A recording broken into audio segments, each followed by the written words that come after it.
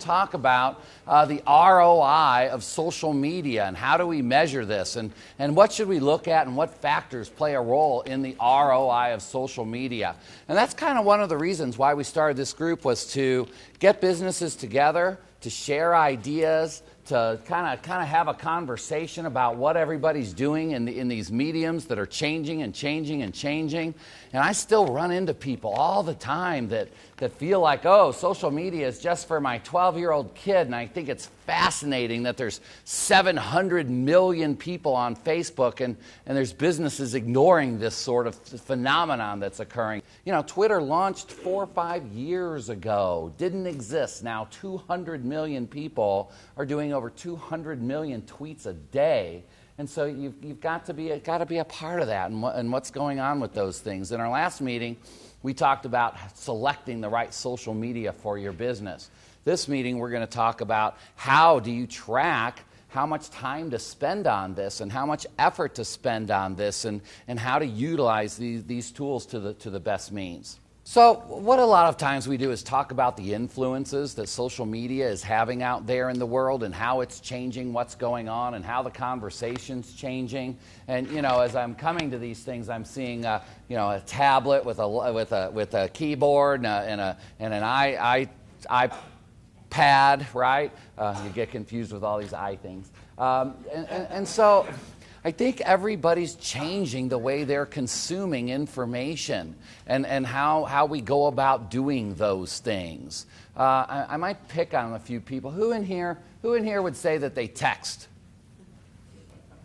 Okay? So almost everybody texts. And everybody uses email, and everybody uses Facebook, I would imagine, if you're sitting here. And how often do you read your text messages? Who reads text messages the second they come in? Okay? And on average, who reads emails the second they come in? Okay. Do they come into the same place for those people that check them all that way? Yeah? So, okay, so we're aggregating. How many people get alerts via text every time somebody posts something on Facebook? All right, same people. Sometimes, okay. And so it gets to be a little bit much. And so I guess as we're going through and we're figuring out how to use these tools, we have to look at the changing ways that people are consuming this information and what's enough and what's not too much. And I think it's personal preference. I check email maybe 1 or 2 times a day. Because it's too much. I can't get things done, and that's just how I've chosen to do it. But I think everybody has their own personal preferences, and sometimes people are like, gosh, I emailed you 20 minutes ago, and you haven't replied back yet. And I have to just let them know I can't do that every 20 minutes. There's no way to do that. Text messages. Somebody asked me the other day, I didn't know you text. And I said, well, I text, but I don't pull out my phone every time it beeps at me, but maybe that's not socially acceptable, and so it's changing the ways that people are anticipating the way we should communicate. But that's the way things are swinging. And so, I think it'll be kind of maybe fascinating as we move forward to see how people choose, and this will be how it goes, how people choose to be available and how on demand they are. But there are people that you text them and you're going to get an answer right away. And that's kind of nice too. So that'll be fascinating to kind of look how those things go.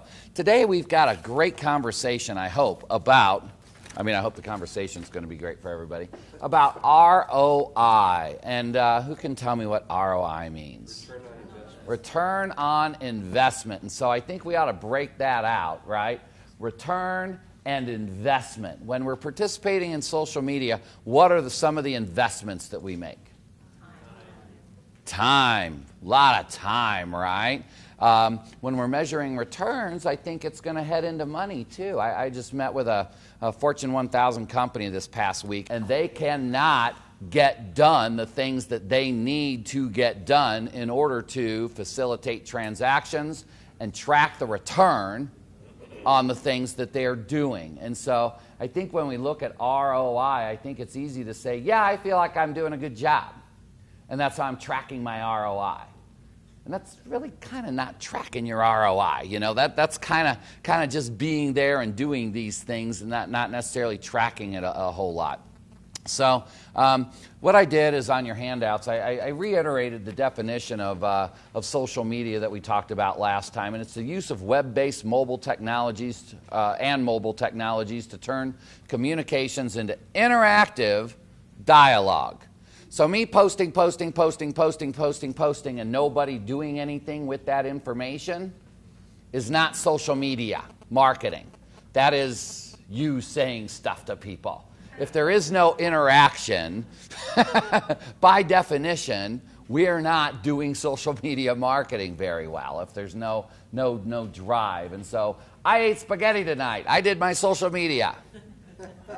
Not really, you know. And then we talked about what are the tools that people, you know, what are all the things that constitute social media to create an interactive dialogue. And we talked about, you know, obvious things, Facebook, LinkedIn, Twitter, YouTube. Meetup is social because there can be people that share back and forth conversations. Blogs, forums, review sites are an interactive conversation where there's content posted. Here's my product. Tell me what you think about it and rate it and give me stars about it and that sort of a thing. I saw a insurance company, a huge insurance company that I did research on the other day. And I believe that they think they're doing social media because at their website they have a place where you can go in there and you can rate them. You can say, what was your experience with us? And their last posting that they have up there on their website, so they tried to create this interactive community. But the last statement that they had up there on their website is a 1-star rating that says, your claim service was horrible, this was awful, and went on and on about, you know, oh, you call it the perfect service, this sucked, and, you know, these kinds of things. And they gave them a 1 star, and I looked, when was this posted? And it was posted 3 months ago. And it was the #1 thing that's existing up there on their website when I go look at their reviews. And there's no place in their system for anybody to go in and say anything about what that person wrote. So my thought on that is it interactive? And the answer is no. So think about the interactivity and what you're trying to achieve when you're doing social media marketing. The goal is to get people engaged, not just to get information out there. And so how can you be provoking and get people to say, you know, I'd like to comment on that, or I'd like to do something with that, and it probably works a little bit better. So who needs to track the ROI on their marketing? Let's say that I'm a startup company and I don't have any customers and I do 1 sale a day and I spend half an hour a day doing social media marketing or any other kind of marketing for that matter. Do I need to track my activities and spend an hour a day checking all this stuff? Sure. You got to start somewhere. Depends on what your goal is. Kind of depends on what your goal is, you know. I think a lot of people get caught up on tracking. And so who in here thinks that you ought to spend, I don't even know if this is a fair question, but I'm trying to figure out what percentage of your marketing time or of your marketing resources should you spend on tracking your activity? You know, if I wanted to see if I was losing weight, do I weigh myself every 5 minutes? No, right? Because that wouldn't be worth it. I would spend way more time weighing myself than I would going to the gym and running on the treadmill, right? So I'm really curious how often people think that they ought to, or how much of their marketing maybe ought to be allocated towards tracking. You know, it kind of depends on my activity level. It kind of depends on my goals and objectives. It kind of depends on, you know, my circumstances. If I'm spending very little time doing marketing, I don't need to spend as much time doing tracking is kind of where I'm thinking that things ought to be. There's people that get real caught up in matrix and things. And so I don't know. Why don't we just kind of go up as a percentage and just get an idea from the group. If I have 100% of time to do marketing, how much of my time ought to be spent doing the marketing and how much of my time ought to be spent doing the tracking? Should I spend 10% of my time doing tracking? 10%. Okay, thank you. So 10 to 20% is how much I ought to spend doing this. How many people in here track how much time they're spending doing marketing on social?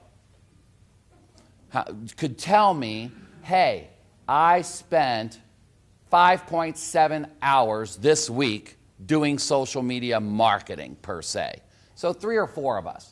And I think this is where things kind of get lost a lot of time is if I'm going to track my ROI, I need to know what my I is in order to get to my R. and have a number. And this is where the rubber hits the road a lot of times with all of these sorts of things is how am I going to do that?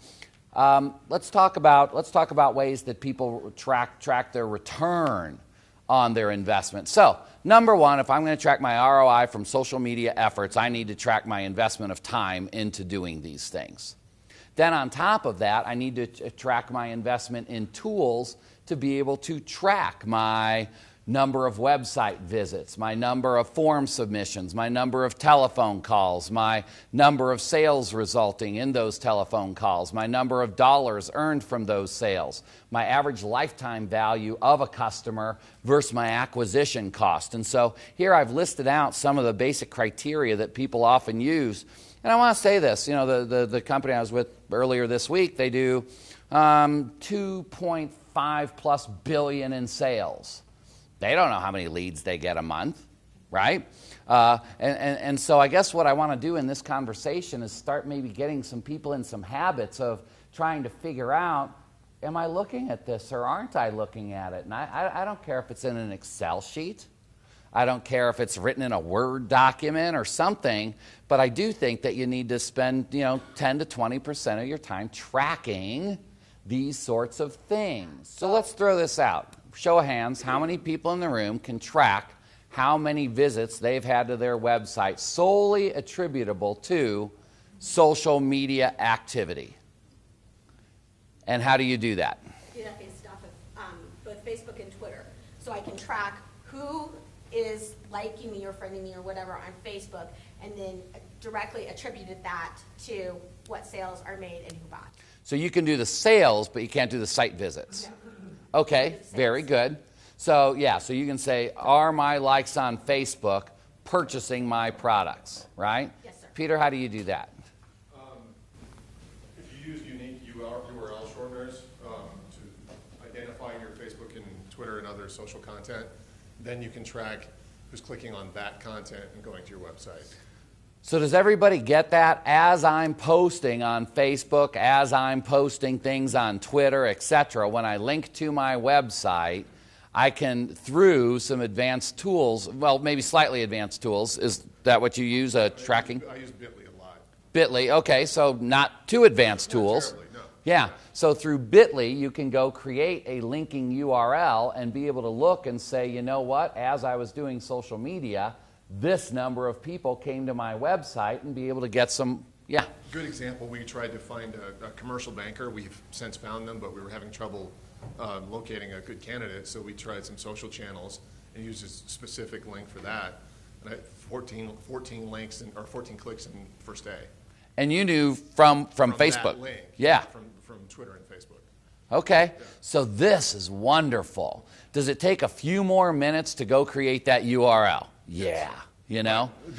Having the information, because it then tells me when they clicked on it, what part of the country they were in, very basic information, but I know that the information I just put out is being looked at and acted on. Very good. So let's converse that with me not doing it, and every day me spending 15 or 20 minutes to post something, and I'm knocking it out of the park, and nobody ever clicks it. Wouldn't that be a horrible waste of time and energy when you're doing it? Because everybody says, what's their investment? My time. And if you don't know if people are clicking it, yeah, so great.